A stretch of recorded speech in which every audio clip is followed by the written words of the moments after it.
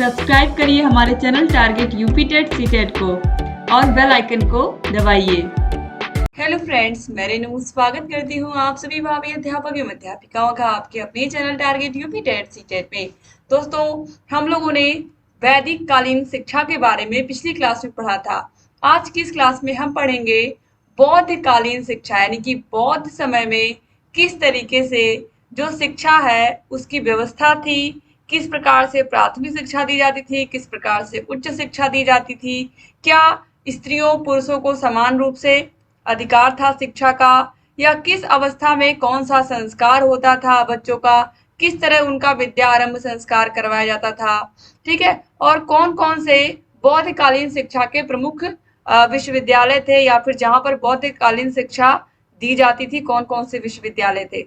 ठीक है, किस प्रकार से उस समय का गुरु शिष्य संबंध था, इन सभी के बारे में हम लोग इस क्लास में पढ़ेंगे और बौद्ध कालीन शिक्षा को पूरा कंप्लीट करेंगे। और इससे भी बहुत ज्यादा प्रश्न बनता है, आपके एग्जाम में बहुत सारा क्वेश्चन इससे बनता है। तो चलिए स्टार्ट करते हैं। बौद्ध काल के उपरांत यहाँ पर होगा दोस्तों वैदिक काल। वैदिक काल के बाद बौद्ध काल का उद्भव हुआ। बौद्ध काल के प्रवर्तक महात्मा गौतम बुद्ध को माना जाता है, आप सभी को पता है। और महात्मा बुद्ध ने सभी राजसिक एक तरीके से महात्मा बुद्ध का जो जन्म है वो राजसी परिवार में हुआ था, एक राजा के परिवार में हुआ था। लेकिन उन्होंने सांसारिक दुखों को देखते हुए उन्होंने सभी सुख सुविधाओं को छोड़ दिया और वो दुखों से छुटकारा पाने के लिए, उसका उपाय खोजने के लिए तपस्या करने चले गए थे। उन्होंने कर्म कांड प्रधान वैदिक धर्म के स्थान पर करुणा प्रधान बौद्ध धर्म की स्थापना की। ठीक है दोस्तों, जो बौद्ध धर्म है ये बहुत ही अधिक करुणा प्रधान धर्म है। इसका मतलब क्या है, इसमें किसी भी प्रकार से हिंसा का कोई स्थान नहीं है। आप जब ये पढ़ोगे तो आप देखोगे कि कितने अच्छे से सारी व्यवस्थाएं हैं इसमें। तो ईसा पूर्व 6ठी सदी से बौद्ध धर्म का प्रारंभ माना जाता है। 600 ईसा पूर्व से 1200 ईसा पूर्व तक ये रहा था। ब्राह्मण काल में शिक्षा जन शिक्षा नहीं बन सकी, इसलिए महात्मा बुद्ध ने जन साधारण को जीवन का व्यवहारिक स्वरूप ज्ञान प्रदान किया और व्यवहारिक धर्म व व्यवहारिक शिक्षा सभी धर्मों के व्यक्तियों के लिए उपलब्ध हो गई। इस प्रकार बौद्ध काल में सभी समुदाय के लोगों को बिना भेदभाव के शिक्षा प्राप्त करने का पूरा अधिकार था। Doctor F.E. केई के अनुसार बौद्ध शिक्षा 1500 वर्ष से अधिक प्रचलित रही और उसने ऐसी शिक्षा पद्धति का विकास किया जो ब्राह्मणीय शिक्षा पद्धति की प्रतिद्वंदी थी, परंतु अनेक बातों में इसके सदृश थी। अब देखिए बौद्ध कालीन शिक्षा की विशेषताएं क्या थी। ठीक है, तो देखिए सबसे पहले देखिए बौद्ध काल में बौद्ध भिक्षुओं के द्वारा एक नई शिक्षा प्रणाली का विकास किया गया जिसे बौद्ध शिक्षा प्रणाली कहते हैं, और इसकी विशेषताओं का वर्णन निम्नलिखित है। पहला है शिक्षा प्रणाली। जो बौद्ध कालीन शिक्षा है, शिक्षा मठों व विहारों में प्रदान की जाती थी। जिस प्रकार आप लोगों ने देखा है कि जो शिक्षा थी वैदिक काल में वो गुरुकुल में दी जाती थी। बच्चे वहां भी अपने घरों को छोड़ करके आते थे, गुरुकुल में आश्रम में रहते थे और वहीं पर पढ़ाई होती थी। प्राथमिक स्तर से लेकर के उच्च स्तर तक शिक्षा प्रदान की जाती थी। ये मठ और विहार नगरों में स्थापित होते थे।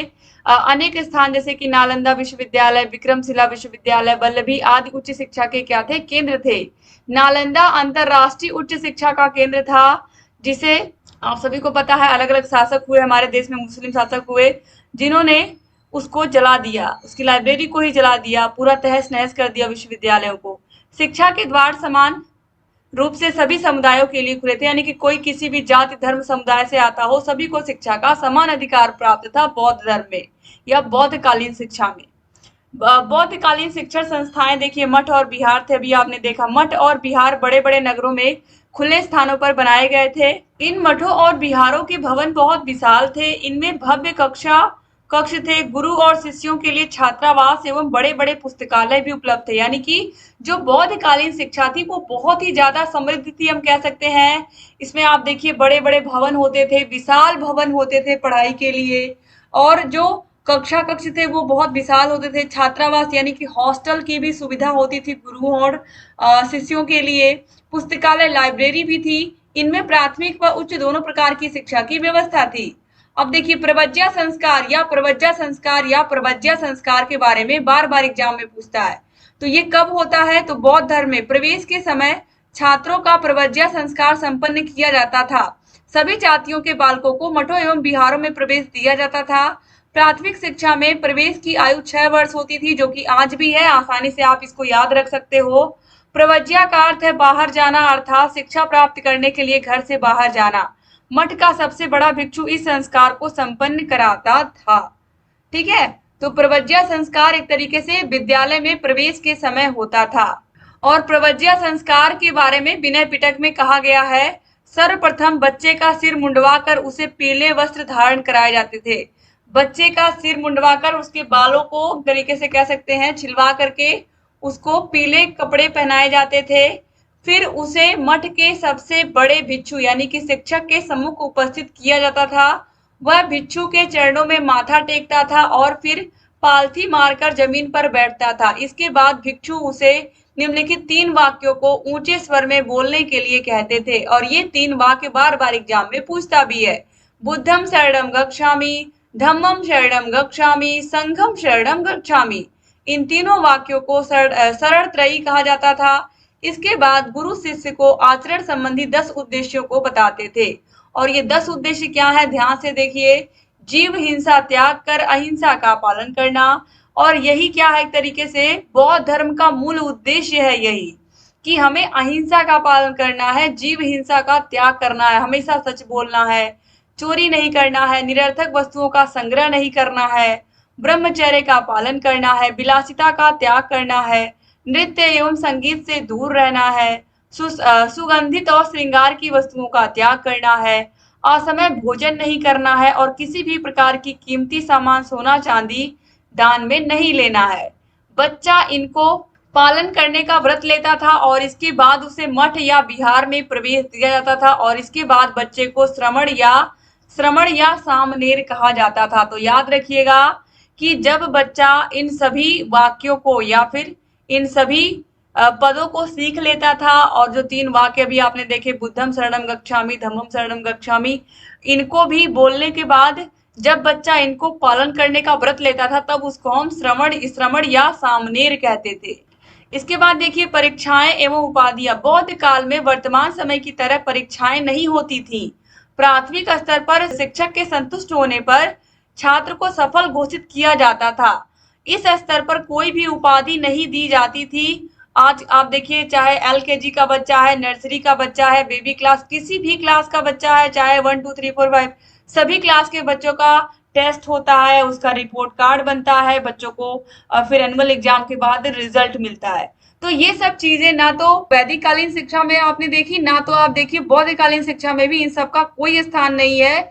सब कुछ गुरु पर या शिक्षक पर निर्भर होता था, किस तरीके से बच्चे की पढ़ाई हो रही है और किस तरीके से वो उन्होंने अच्छे से बच्चे ने पढ़ा है, किस तरीके से उसी के अनुसार उसकी परीक्षा ली जाती थी, वो भी मौखिक परीक्षा। किसी प्रकार से कॉपी कलम इन सब चीजों की कोई जरूरत ही नहीं थी। ठीक है, अब देखिए उच्च स्तर पर भिक्षुओं का एक समूह यानी कि शिक्षकों का एक समूह छात्रों की मौखिक परीक्षा लेता था, और जो छात्र इसमें सफल होते थे उन्हें प्रमाण पत्र दिए जाते थे। यानी कि जो छात्र मौखिक परीक्षा में मुख से बोल करके परीक्षा होती थी उसमें जो पास होते थे उन्हें सफल घोषित किया जाता था, उसके बाद उन्हें प्रमाण पत्र मिलता था। अब देखिए उपसंपदा संस्कार, ये भी बहुत ज्यादा एग्जाम में पूछता है।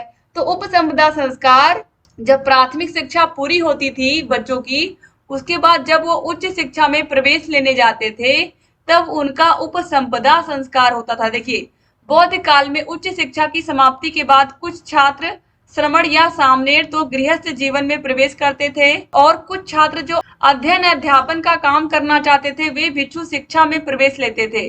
भिक्षु शिक्षा में प्रवेश से पहले उनकी दोबारा परीक्षा होती थी। उपसंपदा संस्कार के समय 10 भिक्षुओं की उपस्थिति आवश्यक होती थी। सबसे पहले श्रमण भिक्षु का वेश धारण करता था, फिर उसे 10 भिक्षुओं के समक्ष उपस्थित किया जाता था। उन्हें प्रणाम करने के बाद वह हाथ जोड़कर बैठ जाता था। तत्पश्चात श्रवण से प्रश्न पूछे जाते थे, तब वह उन भिक्षुओं का बहुमत प्राप्त कर अपने समस्त भावी जीवन के लिए उपसंपदा ग्रहण करता था। यानी कि जब बच्चा प्राथमिक शिक्षा ग्रहण करके आता था, उसके बाद अगर उसको उच्च शिक्षा लेनी होती थी तो उसका उपसंपदा संस्कार 10 भिक्षु बैठते थे, यानी कि 10 शिक्षकों के समक्ष उसकी एक तरीके से प्रवेश परीक्षा होती थी। इसके बाद श्रवण को संघ का पूर्ण रूपेण सदस्य घोषित कर दिया जाता था जब वो परीक्षा में सफल हो जाता था। संघ का पूर्ण रूप सदस्य बनने के लिए उसे आजीवन ब्रह्मचर्य व्रत का पालन करना होता था और संघ के नियमों का पालन करना आवश्यक होता। तो देखिए, जो अध्ययन काल होता था बौद्ध धर्म में, ये कुल मिलाकर के 20 साल होता था और इसमें 8 वर्ष प्रव्रज्या और 12 वर्ष उपसंपदा का होता था। तो प्रव्रज्या संस्कार जब बच्चा शुरू में पढ़ने के लिए आता था और जब उपसंपदा संस्कार होता था तब बच्चा उच्च शिक्षा में प्रवेश लेता था। अब शिक्षण विधियां, कौन कौन सी शिक्षण विधियों का प्रयोग करके शिक्षक बौद्धकालीन शिक्षा में पढ़ाते थे? तो बौद्ध काल में प्रमुख शिक्षण विधियों में अनुकरण विधि, व्याख्यान विधि, वाद विवाद विधि, तर्क विधि, प्रश्नोत्तर विधि, स्वाध्याय विधि, प्रदर्शन विधि, अभ्यास विधि, सम्मेलन और शास्त्रार्थ विधियां प्रमुख थी। और पाठ्यक्रम क्या था, क्या क्या बच्चे पढ़ते थे? तो देखिए, बौद्ध काल के पाठ्यक्रम में संस्कृत, व्याकरण, दर्शन, ज्योतिष, गणित, न्याय आदि मुख्य विषय थे। इस प्रकार विभिन्न प्रकार के धर्मों जैसे हिंदू धर्म, जैन धर्म के साथ साथ बौद्ध धर्म की भी शिक्षा दी जाती थी। इसके अतिरिक्त सैनिक शिक्षा, धनुर्विद्या, कला कौशल आदि की भी शिक्षा दी जाती थी। अब देखिए, बौद्धकालीन शिक्षा के प्रमुख केंद्रों में कौन कौन थे? तो नालंदा विश्वविद्यालय था। नालंदा विश्वविद्यालय, यह विश्वविद्यालय बिहार प्रदेश के पटना नगर से लगभग 40 मीटर दक्षिण पश्चिम पर स्थित था। यह महात्मा बुद्ध के प्रथम शिष्य सारिपुत्र की जन्मस्थली होने के कारण प्रसिद्ध था। यहाँ पर बिहार का निर्माण बौद्ध सम्राट अशोक ने द्वितीय शताब्दी में कराया था। यह तृतीय शताब्दी में शिक्षण केंद्र के रूप में विकसित हुआ। 7वीं शताब्दी में यह शिक्षा केंद्रों में सर्वोपरि स्थान पर या शिखर पर था। आज भी अब इसको फिर से जीवित किया जा रहा है दोस्तों। नालंदा विश्वविद्यालय को तरीके से स्थापित हो चुका है बिहार में दोबारा उसी जगह पर। अब तक्षशिला विश्वविद्यालय, तक्षशिला वर्तमान पाकिस्तान के रावलपिंडी शहर से लगभग 35 किलोमीटर की दूरी पर स्थित था। वैदिक काल से ही यह शिक्षा का प्रमुख केंद्र माना जाता था। विक्रमशिला विश्वविद्यालय, यह विश्वविद्यालय मगध में गंगा तट पर एक पहाड़ी के ऊपर स्थित था तथा इसका निर्माण पाल वंश के राजा धर्मपाल ने 8वीं शताब्दी के मध्य में कराया था। विक्रमशिला विश्वविद्यालय। वल्लभी विश्वविद्यालय, वल्लभी गुजरात प्रांत के काठियावाड़ के निकट स्थित था। 4वीं शताब्दी में यह मैत्रक नरेश की राजधानी थी। राजधानी के साथ साथ यह अंतरराष्ट्रीय बंदरगाह और व्यापार का प्रमुख केंद्र भी था। उस समय इस नगर में 100 करोड़पति नागरिक रहते थे। नालंदा विश्वविद्यालय के प्रतिद्वंदी के रूप में भी इस विश्वविद्यालय की स्थापना हुई थी। इसके बाद है मिथिला विश्वविद्यालय। मिथिला मध्य भारत के मिथिला राज्य की राजधानी थी। यह वैदिक काल से ही शिक्षा का प्रमुख केंद्र। अब यहाँ पर हम लोग एक बार देख लेते हैं कि वैदिक काल शिक्षा में और बौद्ध कालीन शिक्षा में क्या समानताएं थी। तो समानताएं देखिए जो है मुख्य रूप से थी। वैदिक काल में जो शिक्षा का लक्ष्य था वो मोक्ष प्राप्त करना था और बौद्ध काल में भी वही था, निर्माण प्राप्त करना, मतलब वही चीज है, कुछ अंतर नहीं है, बिल्कुल समान ही है। शिक्षा का एक ही उद्देश्य था, मोक्ष प्राप्त करना, और बौद्ध शिक्षा में इसी को हम निर्माण प्राप्त करना कहेंगे। और देखिए, वैदिक कालीन शिक्षा में विद्या आरंभ संस्कार होता था बच्चों का, उपनयन संस्कार जिसको हम कहते हैं, और बौद्ध काल में इसी को हम प्रव्रज्या संस्कार कहते थे। तो जो हम वैदिक काल में जिसको उपनयन संस्कार कहते थे उसी को बौद्ध धर्म में प्रव्रज्या संस्कार कहते हैं। देखिए, इसमें शिक्षक की जो दिनचर्या है वो भिक्षाटन से शुरू होती थी, यानी कि भिक्षा मांगने से। और इसमें देखिए, इसमें भी सेम वही है, इसमें भी जो शिष्य है वो भिक्षा मांग करके लाते थे जो मठों और बिहारों में रहते थे। गुरु का स्थान सर्वोपरि था वैदिक काल में भी, और सेम वही चीज है बौद्ध काल में भी, गुरु का स्थान सर्वोपरि था। शिक्षा के 2 स्तर थे, प्राथमिक और उच्च, और यहाँ पर भी देखिए प्राथमिक और उच्च। इसके बाद असमानताएं क्या थी, ध्यान दीजिएगा। जो वैदिक कालीन शिक्षा थी इसमें ब्राह्मण धर्म का प्रचार करना इनका उद्देश्य नहीं था, और बौद्ध धर्म का प्रचार करना जो है एक तरीके से उद्देश्य था बौद्ध कालीन शिक्षा का। गुरु का वर्चस्व होता था वैदिक काल में, और इसमें संघ का वर्चस्व होता था। यहाँ की शिक्षा परिवार प्रधान थी, यानी कि वैदिक काल की शिक्षा, और बौद्ध काल की शिक्षा समुदाय प्रधान थी। जीवन सादगी पूर्ण था, और जीवन यहाँ पर आप देखिए, अब बौद्ध काल में जीवन कालांतर में विलासिता की ओर अग्रसर हो गया। इसके बाद देखिए, वैदिक काल में, इस काल में शिक्षा प्रारंभ करने की जो आयु थी वो 5 वर्ष थी, लेकिन बौद्ध काल में आप देखिए इसे 6 वर्ष कर दिया गया। और आज भी हमारे प्राइमरी स्कूल में जब बच्चा 6 साल का होता है तभी उसका हम प्रवेश लेते हैं। और इस तरीके से अगर हम यहाँ पर बौद्ध कालीन शिक्षा का मूल्यांकन करें कि यहाँ पर हमने जो भी देखा बौद्ध कालीन शिक्षा के बारे में, यहाँ पर हमको क्या सीखने को मिलता है? तो यह सर्वविदित है कि हमेशा एक सिक्के के दो पहलू होते हैं। किसी भी प्रणाली का मूल्यांकन करते समय उसके दोनों पहलुओं का अध्ययन किया जाता है, एक गुण तथा दूसरा दोष। बौद्ध शिक्षा प्रणाली में भी गुणों के साथ साथ कुछ दोष भी थे। इन दोषों का विवरण इस प्रकार है।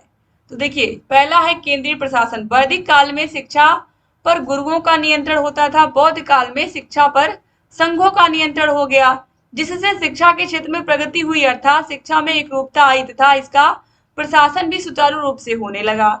सभी को शिक्षा का समान अधिकार, ये बौद्ध काल में स्पष्ट रूप से है। देखिए, वैदिक काल में शूद्रों और स्त्रियों को शिक्षा के अधिकार से वंचित कर दिया गया था, लेकिन बौद्ध काल में बिना किसी भेदभाव के प्रत्येक वर्ण के व्यक्ति को शिक्षा का पूरा अधिकार था, चाहे स्त्री हो पुरुष हो। तो इस तरीके से यहाँ पर बौद्धकालीन शिक्षा के बारे में आप लोगों ने पूरा कंप्लीट पढ़ लिया। अब अगले क्लास में हम मुस्लिम कालीन शिक्षा के बारे में पढ़ेंगे। उम्मीद करती हूँ कि आपको क्लास अच्छी लगी होगी। दोस्तों, यहाँ पर हमारा कॉन्टेक्ट नंबर है। अगर आपको सात के सातों विषयों के सेकेंड सेमेस्टर के नोट्स चाहिए तो सातों विषयों के हाथों से लिखे हुए नोट्स आपको मिल जाएंगे, जो मैंने खुद लिख के बनाए हैं। सारे विषयों के नोट्स, सारे विषयों की मास्टर क्लासेस, सारे विषयों की क्लासेस, सारे विषयों के चैप्टर वाइज टेस्ट, सारे विषयों के प्रीवियस ईयर क्वेश्चन पेपर्स, सारे विषयों के रजन सीरीज, पवन सीरीज की पूरी पीडीएफ, पूरी की पूरी क्लासेस, ये सब आपको मिलेंगे हमारे ऐप अस्तित्व एकेडमी ऐप पर। इस पर कॉल करके या मैसेज करके आप हमारे कोर्स को ले सकते हैं। और अभी आपके पास बहुत टाइम है, अच्छे से आप उसको पढ़ सकते हैं और अपनी सेकेंड सेमेस्टर की तैयारी को और अच्छा कर सकते हैं। तो thank you so much class को पूरा देखने के लिए। चैनल से बने रहिए। कोई भी डाउट है तो आप फोन करके या मैसेज करके हमसे पूछ सकते हैं, और कमेंट बॉक्स में कमेंट भी कर सकते हैं अगर कोई भी प्रॉब्लम आ रही है। तो आप चैनल को सब्सक्राइब कर लीजिए हमारे, अगर अभी तक आपने नहीं किया है तो देखते रहिए। जहाँ कहीं कोई भी डाउट है हमसे पूछते रहिए। क्लास को शेयर भी करिएगा दोस्तों अपने फ्रेंड्स के साथ। जय हिंद।